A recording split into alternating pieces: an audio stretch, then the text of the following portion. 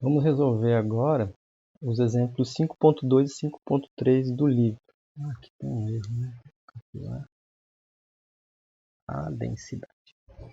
Onde no exemplo 5.2 ele pede para calcular a capacitância de um capacitor de carga Q, onde eu coloco um material dielétrico, a distância entre as placas do capacitor é D, e eu coloco um material de comprimento D, de altura D, e um comprimento X entre as placas do capacitor, certo? Então aqui é um comprimento X entre as placas.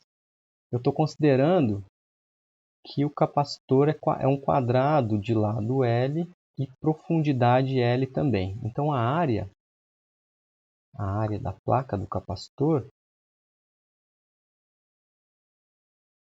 vou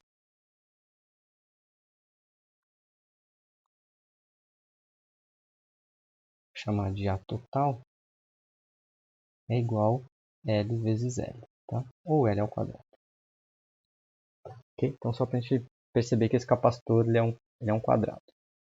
Então no 5.2 ele pede para a gente calcular a capacitância desse capacitor e no 5.3 calcular qual que é a densidade de carga nas placas, em cada uma das placas, ok?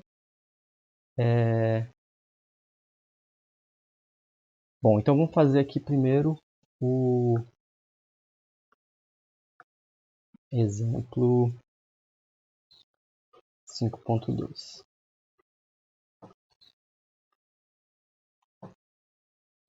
Exemplo 5.2. Então vamos identificar o seguinte, ó, que para o capacitor de placas paralelas, como a gente viu na nossa aula sobre capacitores e sobre diferença de potencial, a diferença de potencial entre as placas é igual ao campo vezes a distância entre as placas. Isso implica, então, que o campo é igual à diferença de potencial dividido pela distância, certo? Outra coisa que a gente tem que perceber é que nesse caso aqui, no capacitor de placas paralelas, a diferença de potencial aqui entre as duas placas ela vai ser a mesma, né? Eu estou aplicando uma diferença de potencial aqui, ó, mais e menos aqui. E o que acontece? Parte das cargas vão para o lado esquerdo e parte das cargas vão para o lado direito, né? Onde parte das cargas vão para onde tem o material e parte das cargas vão para onde não tem o material. Eu posso chamar que de um lado eu tenho cargas Q1 e do outro lado eu tenho cargas Q2.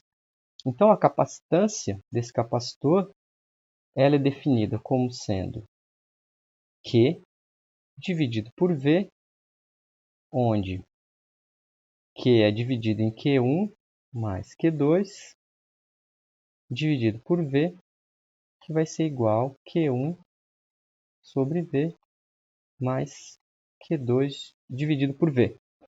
Então, por fim, a capacitância desse capacitor vai ser a soma do capacitor 1, que é o capacitor onde eu tenho o dielétrico, mais o capacitor 2, que é o capacitor sem o dielétrico. Bom, de fato, essa informação eu não preciso dela agora, tá? Vou apagar ela aqui, então, que eu preciso depois. Então, eu vou usar quando eu for precisar dela. Então, eu posso calcular separadamente a capacitância do capacitor 1, capacitância do capacitor 2, e depois eu somo as capacitâncias. A capacitância do capacitor 1 é a capacitância desse capacitor com o dielétrico. E o outro é o capacitor sem o dielétrico. Então, vou calcular aqui. Capacitor 1. Então, o capacitor 1 ele vai ser, só lembrando, né, vou escrever aqui em cima, que para um capacitor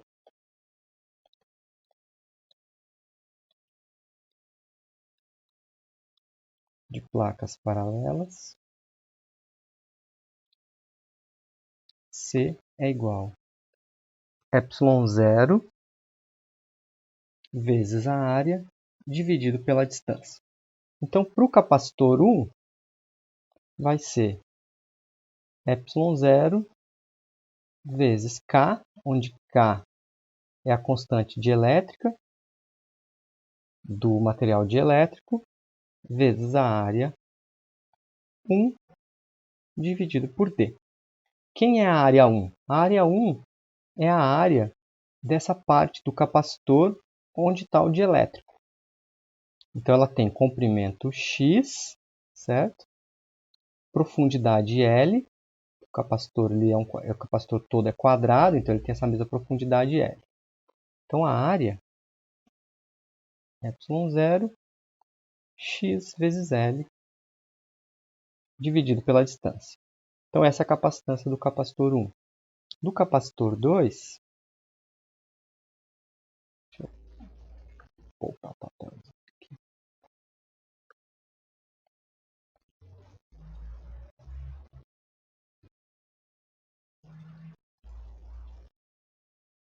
Do capacitor 2, faço a mesma coisa, né? Capacitor 2. Qual que é a coeficiente dielétrico do material que está entre as placas do capacitor 2, do lado direito? É o vácuo. Então, a constante dielétrica vale 1. Então, isso vai ser simplesmente ε0A2 dividido pela distância.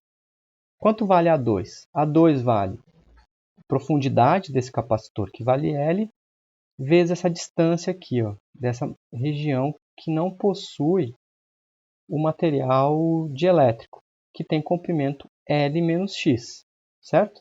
Se esse comprimento todo é L, o comprimento desse cara aqui vale X, então esse comprimento desse pedacinho é L menos X. Então, por fim, esse capacitor vai ter área igual a L menos X vezes L, que é a profundidade, dividido pela distância.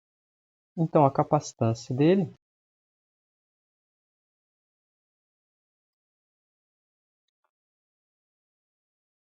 vai ser C igual a K ε0xL sobre D mais ε0 L menos X sobre D. Então, esse é o valor da capacitância. A gente pode reescrever como sendo ε0L sobre D vezes Kx mais L menos X. Então, esse é o valor da capacitância. Então, a gente resolveu o exemplo 5.2. Agora, o exemplo 5.3,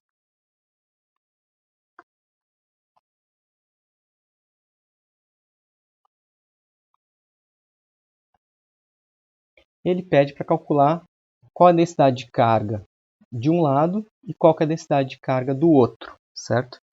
Então, para calcular essa densidade de carga, agora sim eu vou precisar daquela informação que eu escrevi antes, de que o campo vai ser igual à diferença de potencial dividido pela distância. Então, isso aqui vem da aplicação do cálculo da diferença de potencial entre as placas de um capacitor de placas paralelas. Tá? Bom, mas o campo, então o campo gerado no capacitor 1 vai ser a diferença de potencial em 1 dividido pela distância entre as placas do capacitor 1 e do capacitor 2, V2, dividido por D2.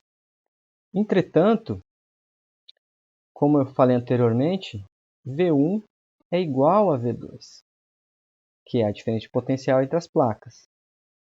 E a distância 1 é igual à distância 2, que é igual à distância entre as placas. Isso então implica que o campo E1 é igual ao campo E2. Quer dizer que o campo do lado esquerdo é igual ao campo do lado direito. Qual que é a diferença? A diferença vai ser a densidade de cargas. Certo? O campo vai ser o mesmo, mas com densidade de cargas diferentes. Onde E1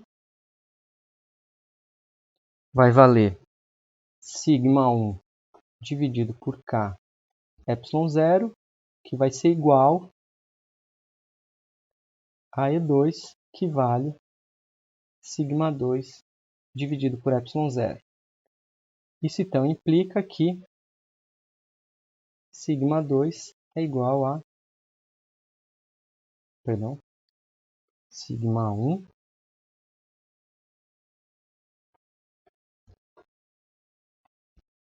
Σ1 é igual a K vezes Σ2. Então eu tenho uma relação entre as duas cargas. Mas quanto vale de fato essa densidade de carga Σ1 e Σ2? Então se eu calcular Σ2, eu encontro Σ1, né? É só multiplicar por K. Então vamos calcular o valor de Σ2, por exemplo. A quantidade total de cargas na placa,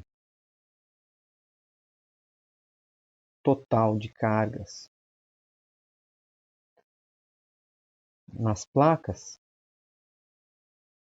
é igual a Q, certo? Onde Q é igual a Σ1 vezes a área 1 mais Σ2 vezes a área da parte 2. A área da parte 1 a gente calculou aqui, não é? Ela vale x vezes L. Então a área da parte 1 vale x vezes L, mais Σ2 vezes a área da parte 2, que a gente calculou aqui, que é L menos x vezes L. Vale, então, L menos x vezes L. Mas Σ1 é igual a K vezes Σ2. Então eu vou substituir aqui K vezes Σ2, que é igual a Σ1, x vezes L, mais Σ2.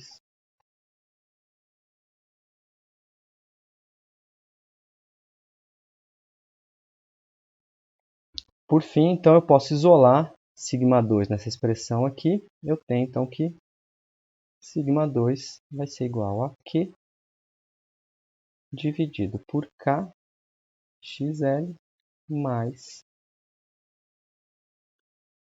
L menos xl. E Σ1 é igual a K vezes Σ2. Pronto, então eu calculei qual que é a densidade de carga em cada uma das placas. Para eu conhecer agora a densidade de cargas polarizadas, por exemplo, basta então eu ir lá e fazer a conta que a gente viu no slide da aula, né? Então, no slide da aula, a gente calculou o valor da densidade de carga de polarização em função da densidade de cargas livres, não é? Então, a densidade de carga de polarização